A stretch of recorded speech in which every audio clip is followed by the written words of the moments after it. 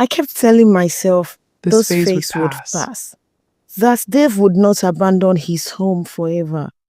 And surely, God would not replace his wife with church programs. So I tried harder. I woke up earlier to cook his favorite meals, even though he barely ate at home anymore. Some nights, I stayed awake, hoping he would return early so we could talk. Other times, I dressed nicely and sat in the living room, pretending to scroll through my phone, waiting for him to notice me. He didn't. Whenever I complained, he would sigh and say, Tina, Tina, being a man of you God know is not being a child's man play. of God is not a child's play. Or worse, you should be praying for me, not distracting me. One morning, I asked if we could spend the next Saturday together. Just one day. He looked at me like I had asked for something unreasonable. Souls are dying, Tina. This is not the Tina. time for rest. This is not the time for rest. I laughed it off in front of him. But that night, my pillow was soaked with tears. I couldn't explain how my marriage had gotten to that point. The office became my only place of relief. Ayo never turned my complaints into sermon. When I talked, he listened. He never got tired of my rants or random gists. One afternoon during lunch, he looked at me and said, Tina, I know you're strong. I know you are strong, but you've been looking worried lately. I was surprised. No one had ever noticed what I was going through. I laughed and changed the topic. I didn't know how to explain the state of my marriage. That evening, David came home late again. He ate quickly, checked his phone, and said he had another meeting to attend. I wanted to scream. Instead, I nodded and cleared the plates. Later that night, lying alone in bed, my phone buzzed.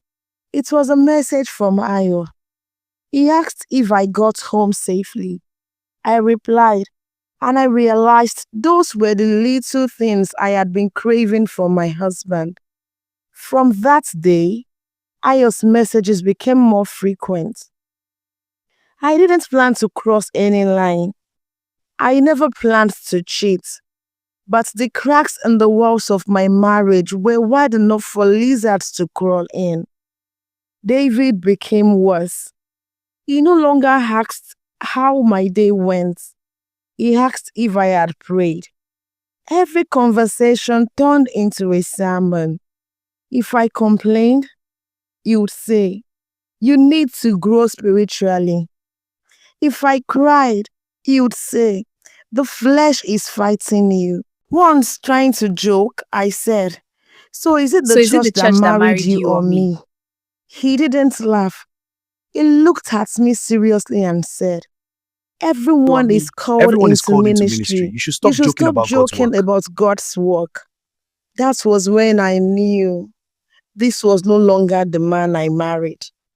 One Saturday morning, I cooked his favorite meal, hoping food would soften him. He looked at it and said, this is nice, but I'll be fasting till evening. I just stared at him.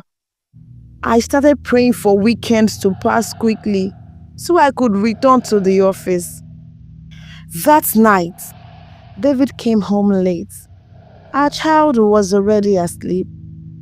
I lay facing the wall. He didn't touch me. He didn't ask why I was quiet. He simply changed his clothes and went to the prayer room.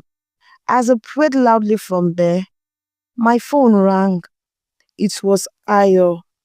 We talked for hours. We talked about life, about marriage, about the struggles that come with it. I could still hear David praying in the background. Lord, hear my prayer. Give me strength in this trial. Deliver us from evil. Let your light shine.